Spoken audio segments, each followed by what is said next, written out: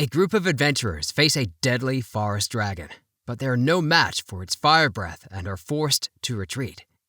Meanwhile, a young farmer named Al Wayne tends to his crops and is pleased with their growth.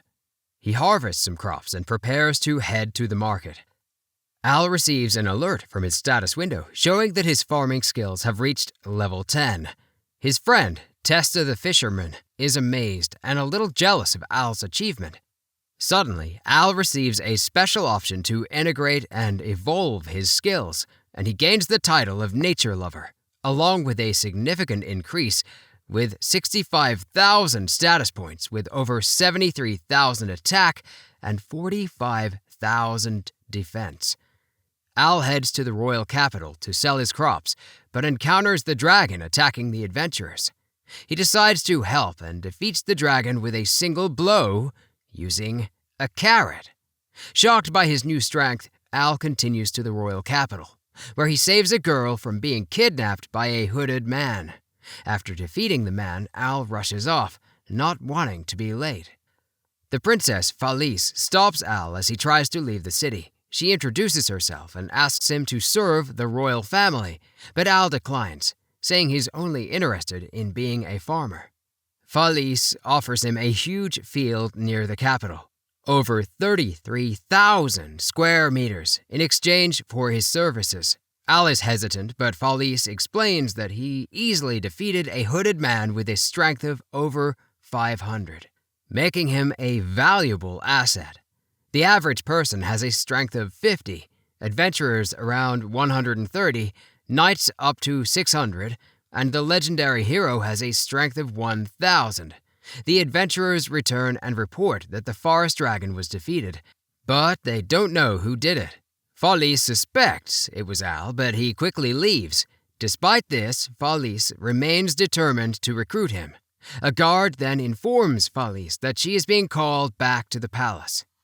A report warns of a large swarm of monsters approaching the capital, including orcs, dragons, and golems from the Hell Zone. Officer Cecil suspects that Romeo Vonted, the first general of the Demon King, is seeking revenge for the Demon King's death, as not all demons are happy with the peace pact. The king is advised to leave the capital for his safety, but he doesn't want to abandon his people. Al returns home, accidentally destroying his door with his new strength, and Testa informs him of the approaching army of monsters. Al checks on his crops and realizes the monsters are heading straight for the capital. The king and princess escape, but they come to a dead end, and the king is attacked by a blast of energy. Cecil transforms and reveals himself as Romeo, who had been deceiving them to pose as the king and rule the kingdom using his transformation magic. But he must kill the king first. Romeo attacks the king with dark magic, but the king creates a barrier. Felice helps reinforce it, but Romeo's second attack breaks the barriers. Just as Romeo is about to finish them off with his over-darkness skill, Al appears and stops the attack using his plowing skill. Romeo is curious about Al, but Al says he's just an ordinary farmer.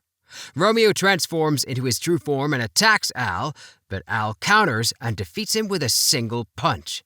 The monsters flee in fear, and the king thanks Al for saving them. The king offers Al a position serving the country, but Al declines, saying he only wants to be a farmer. As a reward, however, Felice gives Al a 33,000 square meter field near the kingdom, on the condition that he registers as an adventurer to occasionally help the kingdom. Al agrees to the deal. When he goes to check out the field, he finds it is complete wasteland. Realizing he had been tricked by Felice, the next day Al explores the capital with Felice. They go to the Adventurers Guild, where the guild master greets them.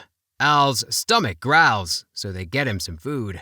Helen, the secretary, interviews Al, who explains he's only registering as an adventurer because of his deal with Felice. The adventurers from the previous day suddenly appear and introduce themselves as Luke, Jake, and Lamia, and thank Al for defeating the S-ranked dragon. Al wants to try a quest, but Helen explains that new adventurers can only take on easy quests. She suggests collecting 10 herbs from the Grim Forest. Oh, those starting zone quests. Al says he can't afford equipment, so Helen gives him her old cloak enhanced with magical defenses. Al is reluctant, but Helen insists. Helen becomes dazzled seeing Al in the cloak, but Al can only think about his farming life. Al goes to the forest to collect herbs and finds a black scale. A female orc attacks him, but Jake saves him. They discuss the black scale, and Jake mentions rumors of a black dragon. Suddenly, they sense a tremendous aura, and a black dragon emerges.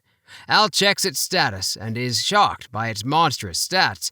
A girl runs away but gets caught. Helen wakes up from her nightmare. The next day, her mother suggests she take time off due to memory loss. Al returns to the guild and reports their encounter with the black dragon. They suspect it to be Ouroboros, and Helen faints upon seeing the scale Al found. Helen's foster mother explains that she found Helen by the lake with a cloak, but lost all her other memories. She suspects Helen might have a connection to Ouroboros. Al is determined to help. Al goes to the library to learn about Ouroboros, but fails. He decides to look into 15-year-old reports when Helen was found. The librarian denies him access as he's not high enough ranked. Suddenly, Felice appears and uses her position as princess to help Al gain access. They're led into the restricted area and check the damage records for Anora Village, where Helen was found. Al discovers that the village was destroyed 15 years ago, and black scales were found there. This incident was covered up because the evil dragon was supposed to be dead.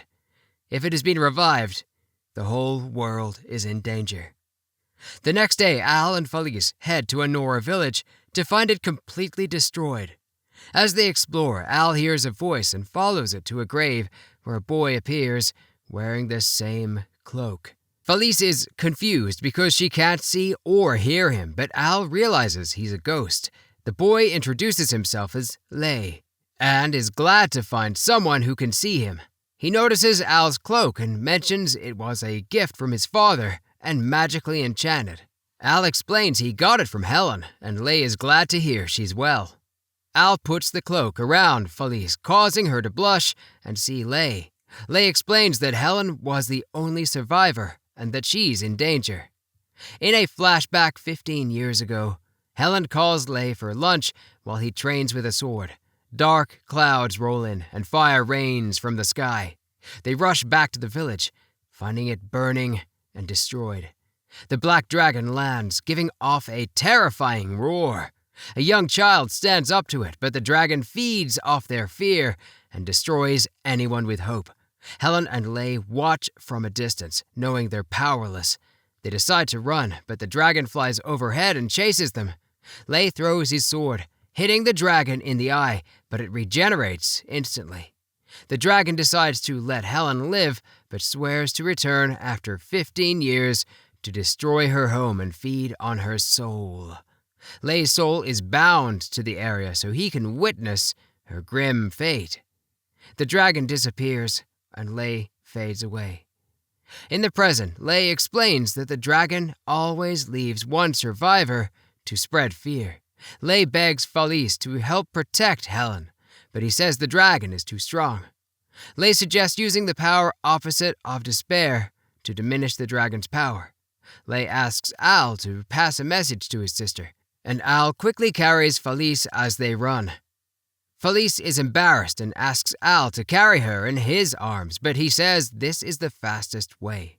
They make it back to the city, and the dragon hasn't appeared yet. Felice calls Al a monster, but is amazed by his stamina. Helen and Al go their separate ways. Al searches for Helen while Felice prepares the guards. Helen's mother finds her missing from her room. Helen walks in the forest, and the black dragon appears, triggering her lost memories. The dragon blames her for her brother's death and the city's impending doom. Helen begs the dragon to spare the city, offering her own life, but the dragon refuses. In despair, Helen tries to end her life, but Al stops her. The dragon attacks Al, but his cloak protects him. Al fights the dragon, giving Helen hope, and the dragon's power weakens. The dragon strikes Al, but his cloak shields him. Al, a farmer, retaliates and punches the dragon, surprising it. The dragon tries to instill despair in them and assaults Al, who manages to land a hit despite struggling to defend himself. The dragon's flame knocks Al back, but he refuses to abandon Helen, who blames herself for her brother's death. Al shares her brother's message, giving her hope and weakening the dragon. Al defeats the dragon, but in an epic twist, Helen stabs him. Al fumbles with the potion but drops it as Helen attacks again. Barely dodging, he tries to ask her what's happening, but Helen charges him to finish him off. Suddenly, the holy dragon Mirage intervenes, revealing Helen is possessed by an evil dragon. Mirage heals Al and lends him power, but collapses. He tells Al to purify the black dragon and save Helen. The evil dragon laughs, thinking Al won't hurt Helen, but Al punches him, seeing Helen's plea for help in her eyes. Helen momentarily returns to herself, but as Al helps her up, the evil dragon's soul bursts out trying to possess Al. The dragon declares victory, but inside Al's heart, there is only farming. Unable to corrupt anything, the dragon is rejected. The holy dragon purifies Helen, shattering the evil dragon's soul. The holy dragon thanks Al before disappearing. Al and Helen fall unconscious. Al wakes up at the guild, where Felice hugs him, relieved he's okay. He learns that the evil dragon, Ouroboros, was purified and the holy dragon vanished. Helen, now able to transform her arms and legs into dragon claws, assures Al she can control this power and plans to use it for good. She then asks about Felice's relationship with Al, with not recognizing her as the princess due to a magical hairpin. Al gets worried, but Felice explains they are childhood friends. The guildmaster bursts in with Jake and his friends, relieved Helen is okay and amazed by Al's victory over the evil dragon. They speculate about Al's reward from the palace, and Felice hints at a substantial prize, almost revealing her identity. They celebrate Al's victory with a party, where Luke teases Al for not drinking. Felice reads Al's mind, knowing he's thinking about his morning potato harvest, and tells him to relax. Helen demonstrates her new power, and everyone enjoys the night. The next morning, Tess helps Al with his harvest. Amazed, Al manages 2 farms. Rick, the mailman, delivers a letter from Al's father, asking him to visit. Al feels conflicted, overwhelmed by guild requests. In the capital, Al stops at a tomato stand, amazed by the quality of the produce. After tasting a delicious tomato, he learns it comes from a farm in Lurugus, using a special fertilizer. Al rushes to the guild, telling Helen he needs time off to visit his family and investigate the tomatoes. Helen, now an adventurer thanks to her new powers, offers to cover his quests. Outside the guild, Al runs into Felice, who wants him to join in on a quest. He explains his plan to visit his parents, and she eagerly decides to tag along. Unable to deter her, Al runs away. As he walks through the jungle, excited about the tomatoes, he encounters a seemingly friendly orc. However, the orc's intentions are not what Al expects, and he runs for it, but eventually gets caught, and the orc tries to have his way with him, but he is slashed by a young girl with blue hair. Al, traumatized from the orc encounter, explains this is the second time he's been attacked by an orc. A girl named Ruri tells him the forest is dangerous, but Al mentions he is also an adventurer. They discover they are both heading to Lurugus and decide to travel together. Al worries about traveling with a girl, but Ruri jokes about cutting off his head if he tries anything, saying she's not worried because she isn't cute. Al assures her she is cute, and she is flattered. As they travel, they sense danger, but it's just Rick delivering another letter to Al from his mother. Al tells Ruri he's been getting many letters and is visiting his parents, but is actually interested in finding the special fertilizer. He rants about tomatoes, giving Ruri a headache. He then asks about her family, but Ruri says no one worries about her. She changes the subject and sets up camp, impressing Al with the amount she fits in her small bag. Al praises Ruri's cooking and asks why she is headed to Lurugus. She reveals she is training and investigating rumors of demons. Al learns she's a descendant of the great hero who killed the Demon King and expresses concern for her safety. Ruri is surprised and thanks him for caring. As they prepare to sleep, Al chooses to sleep outside, but Ruri insists he shares her tent, mentioning there might be more orcs. Al agrees, and they fall asleep. In the morning, Al and Ruri reach Larugus. Ruri notices Al's injuries, but he brushes it off. They enter town and say their farewells, but Ruri tells Al she enjoyed traveling with him and wants to join him again. Al asks her to be his escort back to the capital, and she happily agrees, drawing him a map to find her. Ruri inquires about the demons, but no one has heard anything. Suddenly, a girl screams, claiming her sister was abducted by a demon and taken into the Phantom's forest. Ruri quickly goes to investigate, watched by a man from a distance. Meanwhile, Al visits his parents. As he rings the bell, his mother bursts out, tackling him with overjoyed hugs, choking him. His father appears, misinterprets the scene, and punches Al before realizing it's his son. His mother scolds his father and drags him inside to punish him. During dinner, Al's mother feeds him delicious food while his father remains in trouble. Al compares the food to Ruri's cooking, prompting his mother to ask if Ruri is his girlfriend. His father suggests Al should get married, but his wife scolds him, saying Al is too young. Al explains that Ruri is just a friend, and his mother apologizes. Later, Al discusses his business with his father, explaining he's there for the special fertilizer. His father points out its location on a map and asks about a marked spot, which Al reveals is the hotel where Ruri is staying. His father doesn't remember a hotel there. Al asks about the demons, but his father hasn't heard anything. When it's time for bed, Al quickly takes his father's bed, saying he can't return to his own room because his mother is waiting there. The next day, Al picks up the fertilizer and decides to visit Ruri. He hears screaming and runs toward the crowd. A man claims he was attacked by a demon but escaped thanks to a girl with blue hair.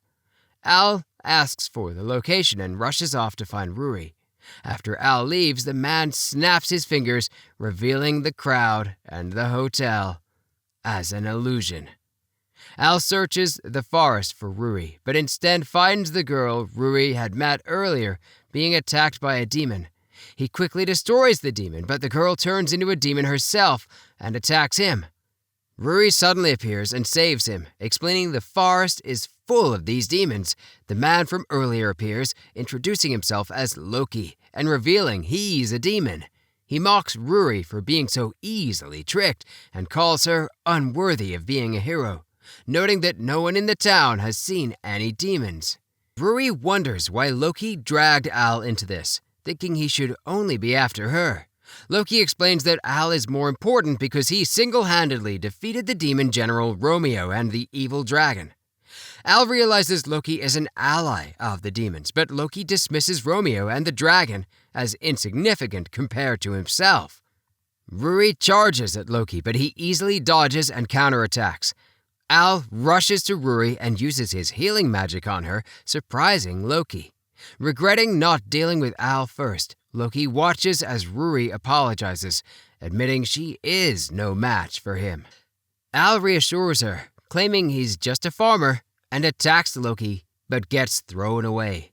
Despite being slammed into the ground, Al jumps back up and manages to land a punch on Loki, who retaliates with a dark energy-infused punch, blowing Al away.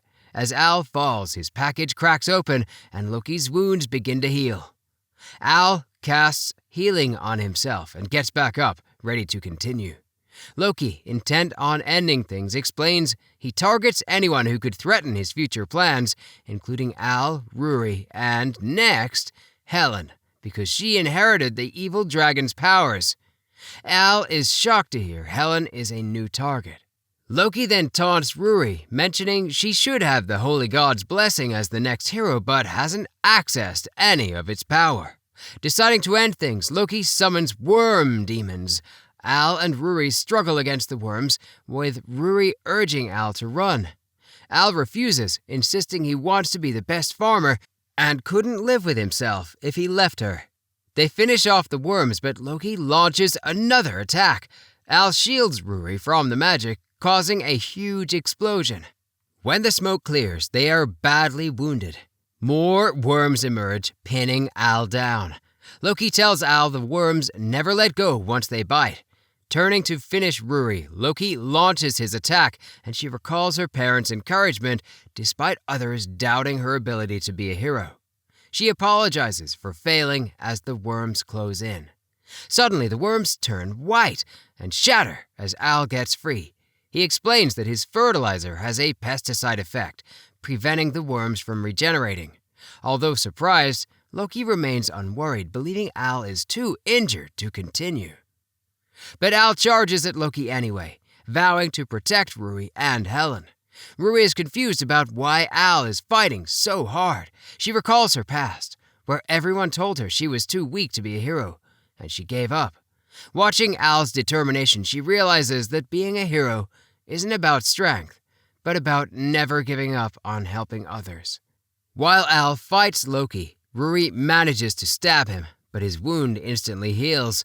Despite this, Ruri is determined to fight even if she can't win. Suddenly, she awakes her hero's powers and attacks Loki with a holy slash. The attack is super effective, and she follows up with another slash, finishing him off. Ruri thanks Al for helping her understand what it means to be a hero. But Al collapses from exhaustion. While he sleeps on her lap, Ruri confesses she has a crush on him. When Al finally wakes up at night, they have an awkward moment. Ruri thanks Al again, but gets embarrassed. They decide to head back to town, but as they walk, they hear a strange sound. Al wonders if Loki could still be alive. The sound grows louder, scaring Ruri, who says she can't handle ghosts. The voice calls for Al, and it turns out to be his mother, looking for him. Not wanting to be caught with Ruri, Al picks her up and runs away. Relieved to get away, Ruri laughs at him, amused to see something he is scared of, and Al can only imagine his mother's wrath. Back in town, they find the hotel gone, realizing it was Loki's illusion. Ruri finds another place to stay, and Al tells her he will head back to the capital the next day. As Al heads home the next day, he remembers sneaking out to play with Testa, without telling his parents and his mother finding them. They were scared of getting in trouble and snuck back home, only to find her waiting at the door. Al wonders if she can teleport. Returning home, his mother is waiting for him again. Trying to avoid her, he suddenly finds her behind him, terrifying him. He runs past his father into his room, causing his father to panic as he deals with his mother. The next day, his mother begs him not to leave. Al has no choice but to say he will hate her if she behaves this way, and she immediately apologizes. Al heads off and meets up with Ruri, and they head back to the capital together. Al and Ruri return to the guild, where Helen expresses jealousy over Ruri's relationship with Al, even displaying her demonic powers. The next day, they find a boy picking unripe fruits on the farm. Al's outburst surprises Ruri and Helen, but it's just because the fruits were picked prematurely. Al gives the apologetic boy a cabbage instead, which brings the boy to tears of joy due to its taste. Helen reveals that during Al's absence, monster attacks have disrupted trade, causing food prices to soar and affecting the poor. A bell signals a monster attack and they rush to help. The sea is under attack by a swarm of monsters, overwhelming the guards and adventurers. Helen transforms and fights with her demonic powers, while Al charges in with his hoe. However, they struggle against the endless monsters. Knights from the kingdom of Antisburg arrive, threatening the monsters with their holy sword, Levitine, causing the monsters to retreat. Al is surprised to learn about a sword that can repel monsters. Later that night, Al polishes his hoe when Felice visits to say goodbye, leaving Al confused. Their meeting is cut short by Felice's maid, and she thanks Al before leaving. A few days later, the monster attacks cease, and normalcy returns. The boy and his mother visit Al to apologize, offering tailoring services and buying vegetables. Rick surprises Al, who also receives a letter from his mother and a newspaper from Rick. The newspaper reveals that Princess Falice is marrying the prince from Untersberg, leaving Helen to suspect a political marriage for protection. At the guild, Brewery finds it odd that monsters retreated from the knight's threats. Al arrives and shares his mother's letter, which embarrasses him due to her affectionate words. However, the letter also contains her investigation into the monster attacks. She discovered that the Holy Sword of Andesberg was just an ordinary sword, shocking the girls. Al reveals that his mother was the former commander of the Shadow Puppets, an elite group of spies, causing further surprise. They learned that a demon in Andesberg was forced to summon the monsters after his beloved was taken. They conclude that Undersberg sent the monsters to pose as protectors and arrange the marriage of Princess Falice. Al, determined to save the princess, convinces the others to join him. Despite the difficulty of entering Undersberg, Al reveals that Rick will guide them. In the kingdom of Antisberg, Prince Nautilus meets with the leaders, seeking his protection from monster attacks. He claims to have limited capabilities with only one holy sword, leading the leaders to offer him deals.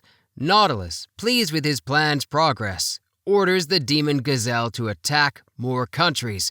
However, Gazelle wants to stop, but Nautilus beats him and reminds him of his captured girlfriend.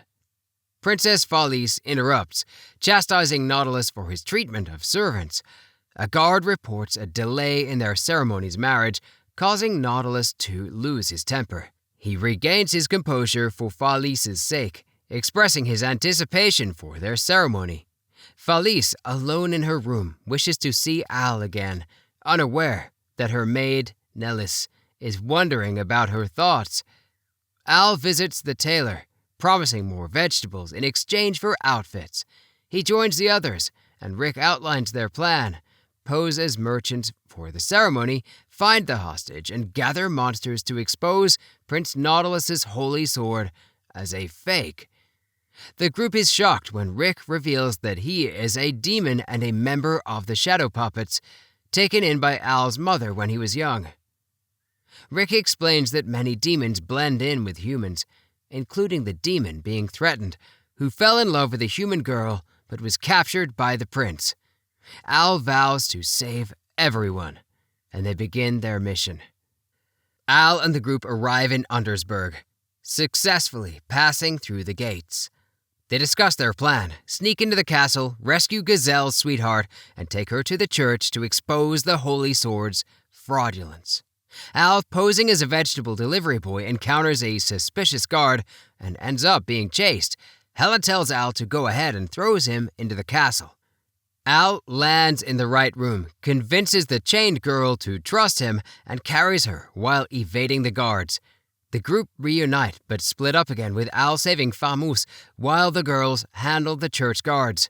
Al interrupts the ceremony just as Nautilus and Falice are about to kiss. Falice is overjoyed to see Al, but Nautilus accuses him of villainy. Al reveals Nautilus as the true villain with a fake holy sword. As the guests demand proof, Rick summons monsters to attack. The king asks Nautilus for the truth, but he laughs, revealing a huge swarm of monsters is already attacking the capital. Gazelle, confused, admits he controls the monsters with a demon flute and was blackmailed by Nautilus. The guards rush in, but they have switched sides after learning of Nautilus's evil deeds. Meanwhile, Ruri and Helen lead the retrained guards and adventurers to defend the capital. The king expresses gratitude, and Al tells Falice she doesn't need to marry Nautilus anymore. Nautilus charges at the king but is stopped by a radish thrown by Al, who then beats him up. Nautilus is taken away, and Falice confesses her love to Al, causing Ruri to feel confused and jealous. The king thanks Al and welcomes him into the family. Rick hands the king a letter revealing Nautilus was a pawn for someone else, and warns him to be careful. At the guild celebration, the guildmaster tells Al that people have been requesting him for quests, but Al insists he just wants to be a farmer. Falice visits the guild, rewards the adventurers, and meets Ruri in her disguise, causing Al to panic. Falice declares she will be with Al. who leaves to tend his crops. Ruri and Felice follow Al and asks who he likes more, but he tries to distract them with talk of his vegetables. Ruri asks if there is someone else, and Al admits there is, shocking the girls. Al returns home and looks at a photo of a girl named Olivia. 15 years ago, Al's father is shocked to see Al harvesting many potatoes. Al's mother is upset that his father made him work. Al gives potatoes to neighbors and sees a girl being chased by two men. The girl, an orphan thief from the Melvins, bites one man and escapes with Al's potatoes. Al finds her and leaves her soup. She eats it and runs away but returns for more food. Over the next few days, Al brings Olivia food, and they talk. She introduces herself as Olivia and is impressed with Al's farming skills. When the men try to sell Olivia, Al begs them to let her go and offers to pay back what she stole. The men refuse, but Al's father intervenes and compensates them with 3 months' worth of rice. Al worries about his father's offer, but his father suggests they'll manage by cutting back on food. Olivia returns the stolen potatoes and is invited to live and work on the farm. 2 years later, Olivia and Al work together on the farm. Testa gets chased by bees, but Al's mother fights them off. Al's parents leave to find a new house in the capital, leaving Al to look after the farm. Testa shows Al a treasure map, and he decides to search for it, leaving Olivia behind as it could be dangerous. As Al and Testa make their way to the treasure, Al wonders why Olivia always clings to him. Testa reveals that Olivia gets bullied when she's by herself. Al is shocked and realizes this is why his parents were looking for a new house. They arrive at the location on the map, step on a stone, and fall into a mountain. They find a tablet that glows when Al touches it, and an enormous beast appears, devouring Al. A volcano erupts, raining fire down, and when Al wakes up, he sees Olivia but feels a sharp pain in his chest. Testa enters, and Al asks what happened in the forest. They go outside and find everything destroyed and covered with ash. The bridge out of town is also destroyed, so they have no way of getting help from the capital. Food is being rationed, but there isn't enough. Olivia sneaks into the elder's tent to steal food, but stops herself. The next day, she gives all her food to Al, who is confused but grateful. Olivia keeps giving away her food and eventually passes out. Al discovers that Olivia starved herself to death, and he blames himself. He remembers his promise to grow vegetables for her and gets back to work. One day, Al finds an unconscious girl lying on the ground after one-shotting a dragon. He takes her back to his house. When Al wakes up, he sees the girl is awake and asking how she got there. She wonders if he kidnapped her. Al explains that he isn't suspicious and was just worried when he found her. The girl explains that she was on her way to the guild to issue a quest and offers to take her. Al introduces himself, and the girl reveals her name is Linnea. Later, Ruri visits but sees Linnea wearing Al's clothes and becomes flustered. She misunderstands and runs away, crying, calling him a jerk. They end up at the guild, where Helen listens to Linnea's request. Linnea says there is something strange going on in her town, but finds it hard to explain. Helen thinks the request is too vague, but Al accepts the quest when Linnea reveals she is from Gallia town.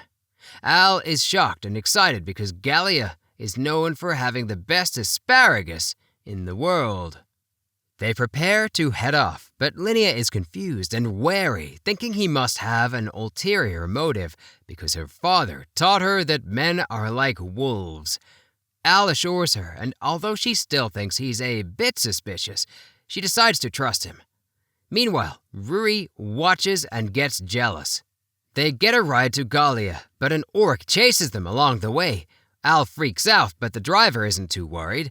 However, when he looks back, he sees a whole horde chasing them, causing Al to recall past emotional damage. When Al wakes up, he notices he is wearing a pendant. Linnea tells him it's a pendant that helps soothe the nerves. They make it to the town, where Al finds it strange that the guards are holding mops. In the market, Al sees a stall and quickly orders an asparagus skewer. As it cooks, Al asks the man if he has noticed anything strange going on. The man says everything is fine and hands over his food, but it's completely burnt. Al realizes the man is acting strange. Suddenly, a car tips over, and Al checks on the man, who is also acting strangely. Suddenly, someone picks up Al and carries him away. Al visits Linnea's house, where her family runs a pendant shop. She believes the pendants prevent her from acting strangely like the rest of the townspeople. Al asks about her parents, but Linnea reveals they went missing when the anomaly began. The townspeople act crazy and cannot communicate normally. The lord of the town appears, and Al is honored to meet the man who started the asparagus revolution. Al asks about the town, noticing the lord also wears a pendant. The lord invites him for dinner, but they get carried off again. At the lord's house, Al and Linnea join him for dinner. Al inquires about the town, but suddenly the lord's guards surround them. Al defeats all the guards and charges at the lord, but Linnea intervenes. The Lord reveals Linnea works for him and is possessed by a demon. The demon put his power into a crystal in the goddess statue to control everyone, planning to do the same in the capital. After hearing about Al's victories against the demon general and evil dragon, Linnea admits she had no choice since the demon held her parents hostage. Al throws a flash bang, and an explosion destroys the goddess statue. The demon is confused, but Al explains the flash bang signaled his friends. The demon is shocked to learn Linnea spied on him. Rory and Helen had rescued Al and Linnea's parents earlier. Al reminds the Lord of his love for asparagus, helping him break free from the demon's control. Al defeats the demon, and Linnea thanks him with a kiss, leaving Rory dismayed. Linnea declares she will find and win him over when she's older, leaving Al stunned as he heads back to the capital. After returning to his field, Al tends to his crops with the help of Rory, Helen, and Felice.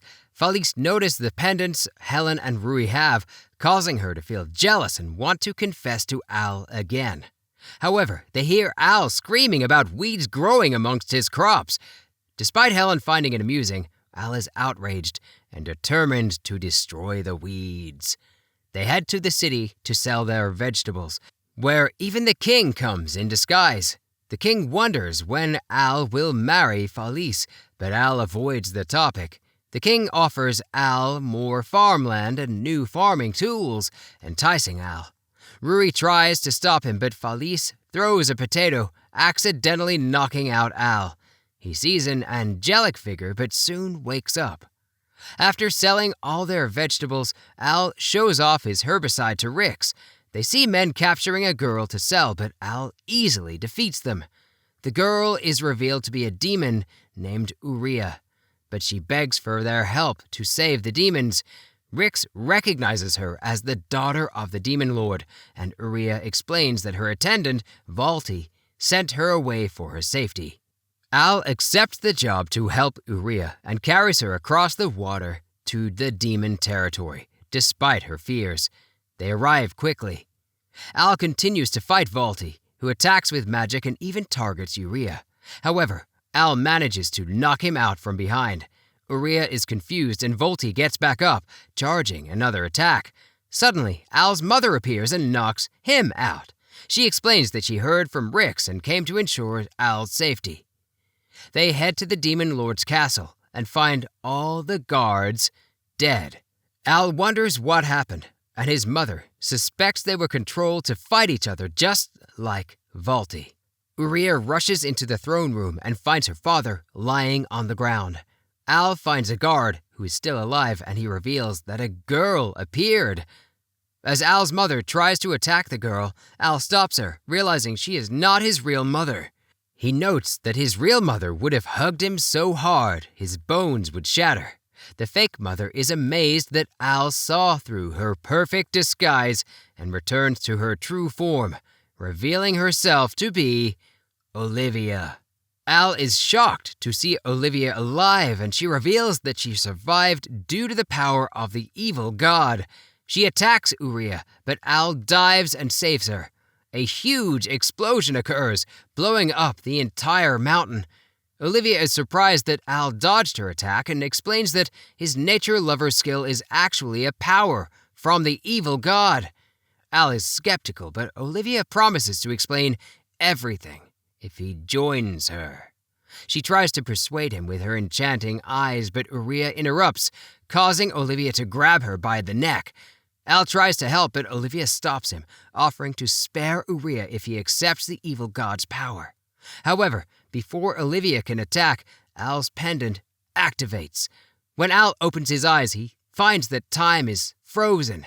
The angelic figure appears before him again, introducing herself as the god of good. She explains that she was able to appear thanks to his pendant's callus and froze time with her power. However, they don't have much time left. She tells him that she can destroy the evil god's power within him and grant him her own power to fight. She takes his hand and transfers her power to him. Al activates his new power, causing sprouts to pop up and rapidly grow into vines that bind Olivia. Despite her attempts to break free and attack with her sword and magic, the vines continue to bind her. Volti rushes in and attacks with his magic, but Olivia retaliates. Before she can finish Al off, he begs her to stop. She expresses boredom and tells him they will meet again, soon. Olivia disappears into a dark energy, leaving Volti to question Al's relationship with her. However, the king intervenes and reminds Volti that Al saved everyone. Al explains that Olivia is his little sister and tries to explain her connection with the evil god, but the king lacks information about the god and promises to contact Al if he finds anything. Uriah hugs Al, saddened by his departure, but Volpi accuses Al of trying to seduce her out of jealousy.